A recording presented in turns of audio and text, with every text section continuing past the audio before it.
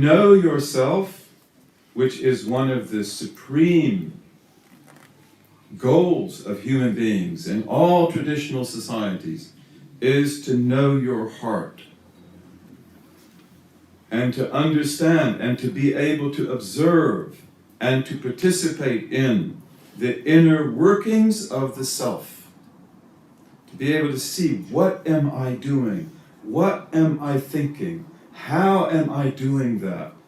Am I really sincere in that or not? These are things that we're all, as believers and ethical human beings, concerned about. But in fact, in our spiritual development, we can become conscious of these things. And this is an essential element of self-consciousness. Self-consciousness is one of the greatest wonders of the human being. That we're able to be aware of ourselves. We're able to be critical of ourselves. We're able to evaluate ourselves. And one of the characteristics of people who are not properly developed and often who are not ethical or even concerned about being moral is that often they have no self-consciousness at all. They may be very aware of other people. They may be very sensitive, even super sensitive, to the faults of other people, maybe to the good qualities of other people, but they're not aware of themselves. So this ability to be able to look into yourself and to be honest with yourself, this is one of the greatest gifts of all, but also it's one of the greatest miracles of all. To be truly you, to be yourself, means to have access to your heart, to pay attention to your heart, and to be able to silence your heart when it has insinuations or it has preoccupations or it's thinking about other people. And then you can tell it actually be silent, and it will be silent. And when your heart becomes your concern, like you are interested in this topic, then that means that you are alive, and also that your heart is well. And inshallah, your heart will get better and better. Most human beings are not self-conscious. Most human beings never are aware of themselves. They're not aware of why they do the things they do. In fact, many people, as we know in our own lives, their lives are filled with contradictions. And this is also because of the lack of self-consciousness. So, most people, their hearts are unobserved. Their hearts are untrained. And just like the person who doesn't pay attention to the way they eat, or the way they drink, or the way they sit, or the way they walk, then many of the things they do may actually ultimately be harmful. In any case, they are less than perfect. They're less than the way they ought to be. Most people have dysfunctional hearts because of the fact that they're not aware of them. They don't pay any attention to what's going on in them. You could say they take their hearts for granted. They never question themselves. They regard themselves to be the most sincere of all entities with regard to themselves, whereas in fact it's not that way at all. Yani hadithul nafsi akdhabul hadith. Right? The speech of myself to myself is the biggest lie of all. That's why I have to be very careful about bad opinion or about intuitions about other people, because usually I'm wrong when I do that. Most people have sick hearts and even dead hearts. And when we look at the world around us, we're seeing the manifestations of the hearts. If we look at something beautiful, such as a beautiful village or harmonious city, that tells us about the hearts of the people in that city or in that landscape. If we see a horrendous situation, then also that tells us about the hearts of the people in us. As one of our sisters was saying a few days ago, that the things we see in this group that calls itself the Islamic State, these are sicknesses in the heart that have become manifest. They've come out. So everything we see around us in society is a reflection of the hearts of the people in that society, whether they are sick or weak or dead or alive or beautiful or whatever they may be. Most people live their lives then unconscious of the inner workings of themselves, which is the most important part of them. Allah does not look to our outward forms, but He looks to the hearts. So are these hearts pure? Are these hearts sincere? Are these hearts truthful? But most of us don't ever look there. And of course, even though we may say we want to be sincere, and even though we devote ourselves to important actions, even prayer and fasting, if the heart's not right, then that's not going to be right either. The Prophet taught us, sallallahu alaihi wasallam, that if people like us as believers were to give gold in sadaqah to the weight of Mount Uhud to the north of Medina, which is a big mountain, as many of you know, you've seen it, it's a beautiful mountain north of the city of Medina. That gold, which would be, by the way, more than all the gold in the world that we know of, all the gold in the world that we know of would fill about 3 Olympic swimming pools. So Uhud is much bigger than that. That gold would not be worth a single date that one of his companions, sallallahu alaihi wasallam, gave a sadaqah. And why? Because of the difference of the hearts. Because their hearts were pure. And one of the things that Imam al-Ghazali emphasizes, but that is lost on many Muslims today, is that the primary knowledge that the Salaf had, the companions, the successors of the successors, was not ilm al-fatwa. It was not the knowledge of giving legal judgments to people or a fiqh, but it was the knowledge of the heart. That they all had. That they were all fundamentally concerned with. They were people who understood the importance of the heart, and they could help you on that. Most of them, as Imam al-Ghazali points out, they would avoid giving fatwas, because that's a huge responsibility. Not because they couldn't do it, but as long as somebody else would do it, they preferred that that person take the responsibility. But when it came to the heart, this was the fiqh, the profound understanding that they all had. So we must learn to observe our hearts. And that you can do, just as you can learn how to run, and you can learn how to swim, and you can learn how to do many things. So we have to learn to pay attention to the heart. We must wake up and take account of the dynamic part in the drama of the heart that we play, that this drama that goes on within us, in our hearts.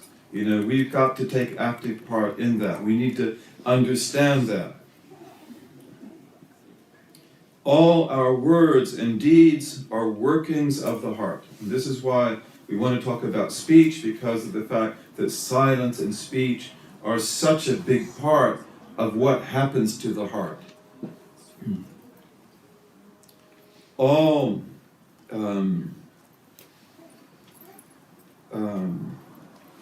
so all of these things are very important.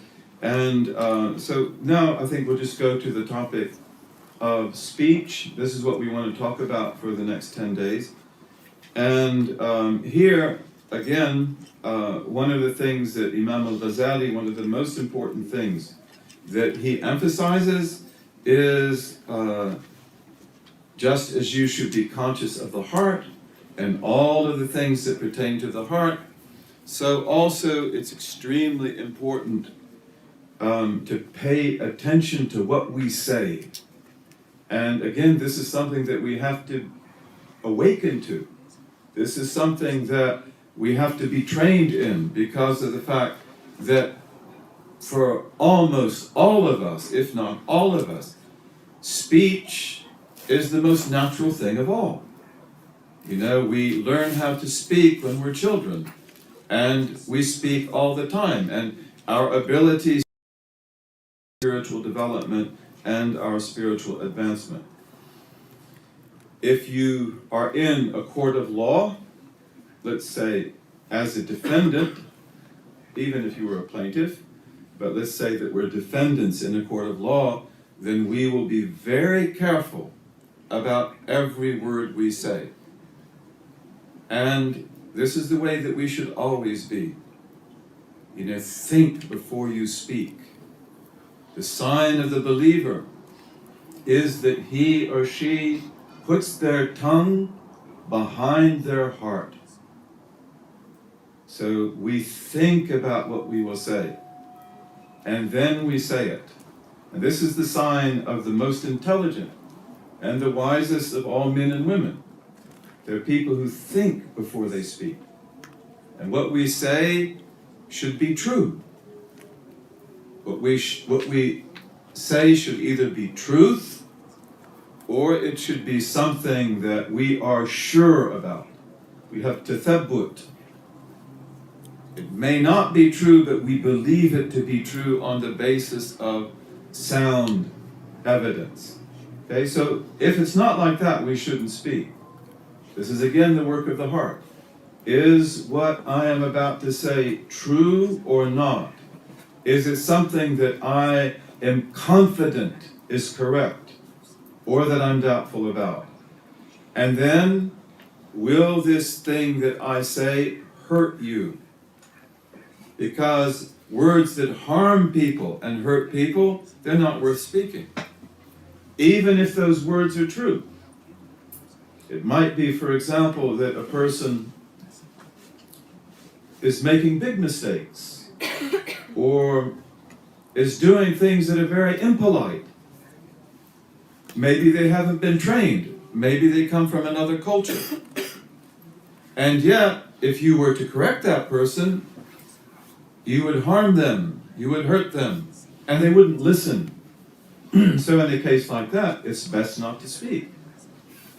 We don't want to speak harmful words. We want to speak words that are beneficial. So that's the third consideration. Are the words beneficial? Will they actually help you? So if that's the case, the words are truthful, the words are not harmful, and the words can be expected to be beneficial, then speak fluently, very eloquently. Egyptians are like that, right? They're probably the best speakers in the world. They can speak and speak and speak, and they're very eloquent. But it's very important for our own well-being to be conscious of what we're saying. And the more that we make that a habit, the more natural it becomes. So we should think of ourselves always as being on trial, because ultimately the results of what we say on our tongues, this will be the critical thing that determines whether we succeed or whether we fail. Has got to weigh his or her words very carefully. What will be the consequences of this? How do I say this particular thing in a way that will be acceptable and beneficial, or that will clarify our position? So we can imagine ourselves, inshallah, as that rare commodity, which is the honest diplomat, right? So you are an honest diplomat of the truth, and therefore we have to weigh our words. We have to think about our words. And once we begin to train ourselves to do that, then we speak very carefully. And you see how people that are politically astute and people that are diplomatically astute, lawyers, and some of you are lawyers, they are so careful in considering and reconsidering the language that they use that they come to the point where everything they say is extremely carefully said. And they're always thinking of the consequences. What will result from these words? What will be understood? What will be misunderstood? Imam al-Ghazali tells us in the Ihya, and here what we're talking about in the nights to come is taken from book 24, which is the beginning, it's at the beginning part of volume 3. Ihya Ulum-ud-Din is 4 volumes. It's one of the greatest works in human history, one of the great works of renewal and revival. Again, fundamentally concerned from beginning to the end with the heart, getting the heart right, getting Muslims to be sincere, and to try to live like the Salaf, in the truthfulness of the Salaf, the goodness of the Salaf, the kindness of the Salaf. So Imam al-Ghazali reminds us at the beginning of chapter 24 of the unique greatness of speech, the miraculous quality of speech. Speech is what we call a lordly attribute. Sifatun Rabbaniyah. Right? What are the lordly attributes? God, glorified be He, has life, and you have life. God has infinite knowledge, and you don't have that. And you don't have necessary life either, but you do have something called knowledge. God has speech and will and power and hearing and seeing. And you have attributes which have those names. Yours are, of course, created attributes. Yours are very limited attributes. And they're not analogous to those attributes in God, which are necessary and uncreated and unlike anything. But nevertheless, you are who you are. You are the son or the daughter of Adam, who is central to the way that this world works and how it turns because of these lordly attributes. And of these lordly attributes, one of the most important of all is speech. And as we know from our theology, knowledge and speech are very closely related. And we say that the difference between knowledge is that knowledge manifests to the knower what is known. It reveals to you inwardly what you know. And speech points to that thing which is manifest. So if in your heart you have knowledge of some beautiful art, for example, then that is manifest in your heart. Okay, and you can think about it, and you can recall it, and you can develop it. But speech allows you to show me what you see there. So speech has the quality of demonstrating. It has the quality of pointing to that which is revealed in knowledge. And it is a profound lordly quality. God gave us bayan, as the Quran says, bayan, articulate speech, the ability to articulate, the ability to say things succinctly and clearly. And Imam al-Ghazali said, Allah gave you this unique gift of articulate speech, bayan, so that you could delve into the treasure chest of your heart. Because your heart is filled with knowledge. Your heart, again, is a treasure chest. And speech is what for ourselves and also for others. Because speech enables you to show that to you. Often we don't understand things until we speak about them. And those of you who have experienced writing, and I assume that all of you have that, but some of you are probably also writers, you know that it's only in the act of writing that you really come to understand the thing that you're writing about. Because those words that you use, that articulate speech, the more articulate and exact it becomes, then the better that you understand that. So our tongues, then, which are the means by which we speak, they are the great mediators between ourselves and all the infinite knowledge, wisdom, and other supreme gifts of the human heart and the human intellect, and all of that which is revealed to us through the revelation of the messengers and the prophets. The tongue is what enables us to get there. The language of the Quran, understanding that language, perfecting that language, is what opens up the treasure chest of this infinite knowledge. All human faculties, and in fact, all human passions are essentially good. This is something that Imam al-Ghazali talks about, and we won't go into depth on it, but it's important to understand. God made you good, and everything in you is potentially good. We have, for example, the passion of anger. And of course, anger can ruin our lives and the lives of other people. But is anger in itself evil? No, not at all.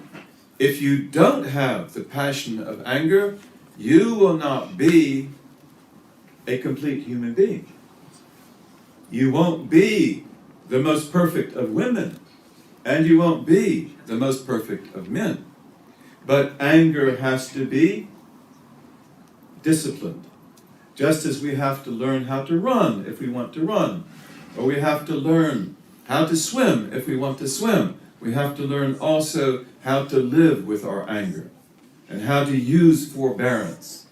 And when we do that, then anger produces incredible aspects of good character, especially courage. And courage is one of the most noble of all human virtues. But courage is based in what? The gift of anger. But the courageous man or the courageous woman is the one who knows how to control his or her anger, how to turn it off and carefully turn it on. And then there are many other virtues that come out of anger.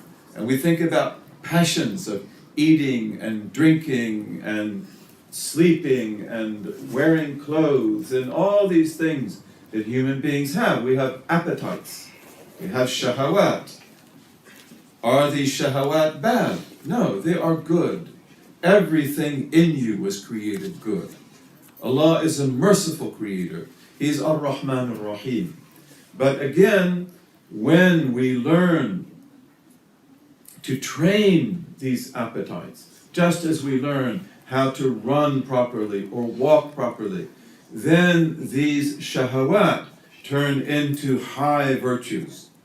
And usually the one that Imam al-Ghazali mentions first is iffa, temperance. the ability to control our desire and to use it properly. So all the faculties and all the passions of human beings are essentially good, even anger, which is counterintuitive. Most of us think that anger is a bad thing. We talk about anger management, but really anger needs to be transformed into courage and into other good qualities.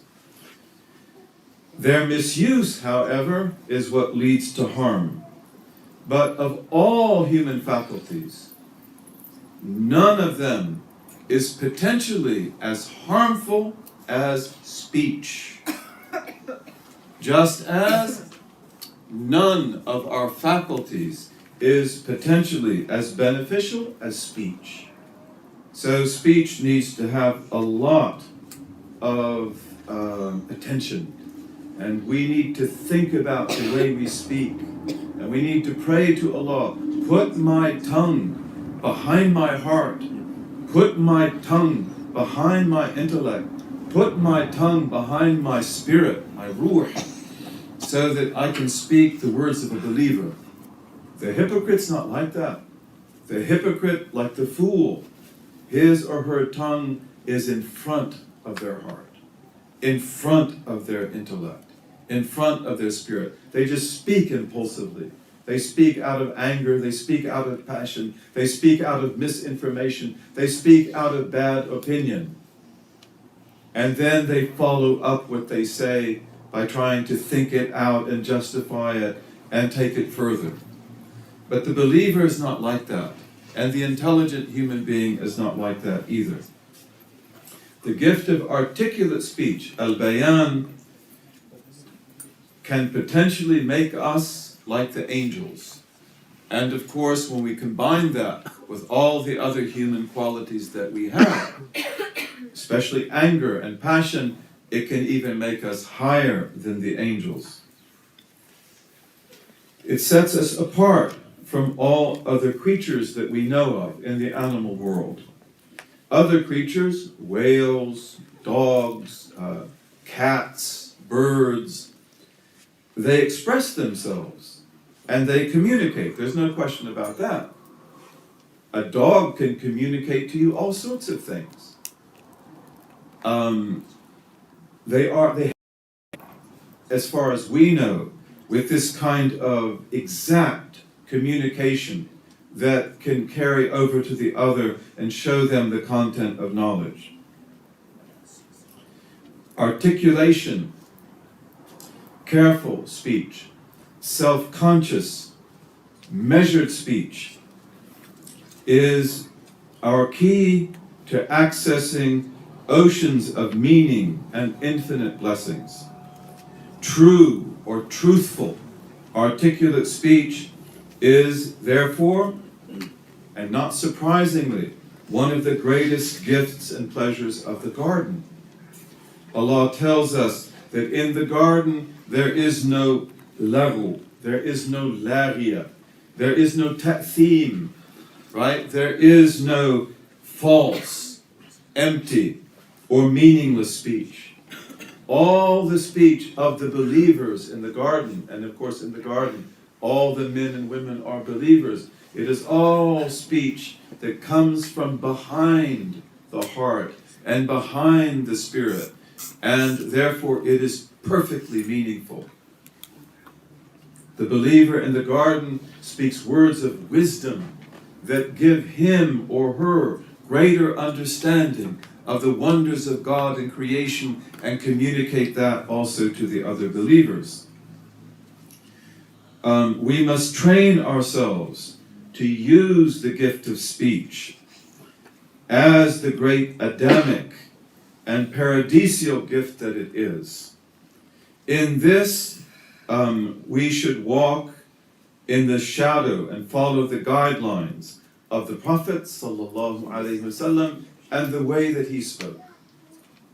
And then also, we learn to speak by listening carefully to and taking in the discourse of the eternal, uncreated speech of the Holy Quran. Imam al-Ghazali says, may Allah be pleased with him, جواهر الحكم قطعا وجوامع الكلام. These are the characteristics of the speech of the Prophet. لا يعرف ما تحت آحاد كلماته صلى الله عليه وسلم من بحار المعاني إلا خواص العلماء. So Imam al-Ghazali says, the Prophet sallallahu alaihi wasallam was given beyond any doubt the jewels of wisdom and concise words that bring together all knowledge. This is the gift of his speech. As he says, جواهر الحكم وجوامع الكلم. No one knows the seas of meanings that lie hidden under each of the individual words that he spoke, but the most special of the people of knowledge. So this is the way that we want to speak. And when we speak this, and to speak this way is of course training and learning and getting knowledge, but it's also paying attention to the way you speak. Making yourself conscious of the things that you and I are not usually conscious of, because we talk all the time. Often we don't even know what we're saying. We are heart creatures. We are creatures of the heart. We have to get the heart right. And by virtue of that, we are also speech creatures. Language and speech are among the most native and essential elements in the human being. And here also we can emphasize that the gift of language, the gift of speech that you have and that we all have, this is not just another skill. It's not like the skill you have that enables you to build a table, or even to make a microphone, or to learn how to farm, or to learn how to build houses and buildings, or to cook, or to sew, or to do anything else. We have human beings. We, the human beings, we have many skills. And we are the masters of learning skills. But speech is not an ordinary skill. It is very different. There's nothing arbitrary. There is nothing accidental about speech. Our speech organs and the mental capacities that enable us to speak are perfectly and minutely designed. They don't happen by chance.